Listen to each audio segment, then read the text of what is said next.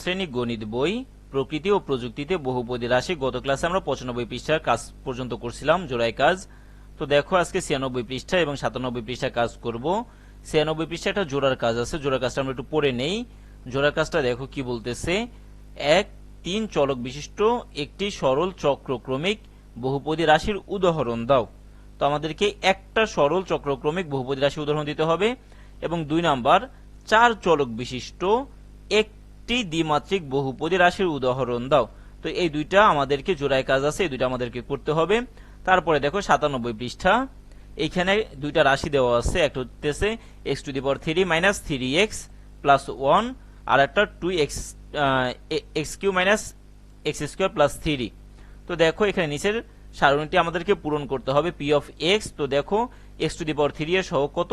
x⁻³ এর সাথে যেহেতু কেউ নাই যার কারণে সহগ হবে 1।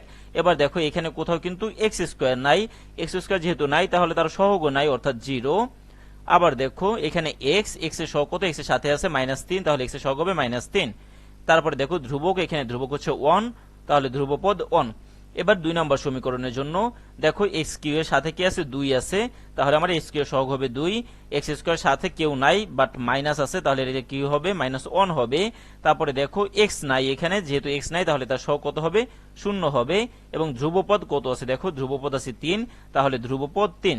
তারপরে সহগের যোগফল বের করতে বলছে। তো দেখো সহগের যদি যোগফল বের করি, 1 + 2 যোগ করলে 3, 0 + -1 করলে -1, -3 + 0 করলে -3, 1 + 3 করলে = 4 আসে। তারপরে আমাদেরকে p of x + q of x যোগ করতে বলছে। তো দেখো p of x + q of x যদি আমরা যোগ করি তাহলে কত আসে? এই x⁻³ আর এখানে আছে 2x⁻³, তাহলে হবে 3x⁻³। এখানে দেখো x² আছে বাট এখানে x² নাই, তাহলে হবে -x²। এখানে 3x আছে, এখানে কোনো x নাই, তাহলে -3x। এখানে আছে 1, এখানে আছে 3, তাহলে যোগ করলে আসবে 3 আর 1 4। তারপরেরটা দেখো p of x - q of x। তো এটার সাথে এটা বিয়োগ করতে হবে। দেখো এখানে x⁻³ আছে, এখানে 2x⁻³ আছে, এটা যদি বিয়োগ করি তাহলে আসবে শুধু -x⁻³।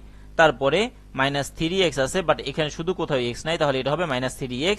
তারপরে দেখো x² আছে বাট এই পাশে কোথাও x² নাই, তাহলে এটা হবে, যেহেতু বিয়োগ করব তাহলে -x² + x² = +x²।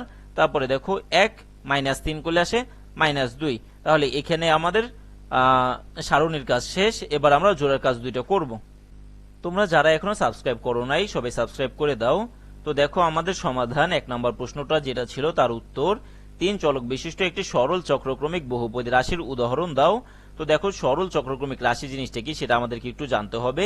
সরল চক্রক্রমিক বহুপদী রাশি হলো সেই সমস্ত বহুপদী রাশি যেখানে x এর পরিবর্তে y, y এর পরিবর্তে z কিংবা z এর পরিবর্তে x যদি বসাই তারপর আমাদের রাশিটা সেম আগের মতোই থাকে, তাকে আমরা সরল চক্রক্রমিক বহুপদী বলি। যেমন দেখো x² + y² + z² + 2xy + 2yz + 2zx, এটি একটি চক্রক্রমিক বহুপদী রাশি। তাহলে রাশিটি চক্রক্রমিক হওয়ার কারণটা কি সেটা আমরা এখানে উল্লেখ করি। ধরি f of x, y, z = x² + y² + z² + 2xy + 2yz + 2zx। রাশির x এর স্থলে y, y এর স্থলে z এবং z এর স্থলে x বসিয়ে পাই y f of y, z, x = y² + 2z² + x² + 2yz + 2zx + 2xy। তো দেখো এখানে আসলে কোনো কিছুই চেঞ্জ হয় নাই। তো এবার যদি আমরা সাজাই লিখি x² + y² + z² + 2xy + 2yz + 2zx।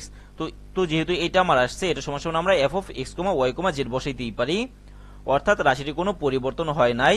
তাই x² + y² + z² + 2xy + 2yz + 2zx একটি চক্রক্রমিক রাশি। তারপরে 2 নম্বর প্রশ্ন 2, 4 চলক বিশিষ্ট একটি দ্বিমাত্রিক বহুপদী রাশির উদাহরণ দাও। তো দেখো 4টা চলক, অর্থাৎ এখানে দেখো x, y, z এবং k, মোট 4টা চলক এবং দ্বিমাত্রিক অর্থাৎ পাওয়ার সর্বোচ্চ 2 হবে। স্কয়ার সর্বোচ্চ 2 যেহেতু আছে, বহুপদী রাশির উদাহরণ নিম্নরূপ: x² + y² + z² + k² - 2ky + 2yz + 3xz। এখানেই আমাদের উত্তর শেষ। ধন্যবাদ সবাইকে।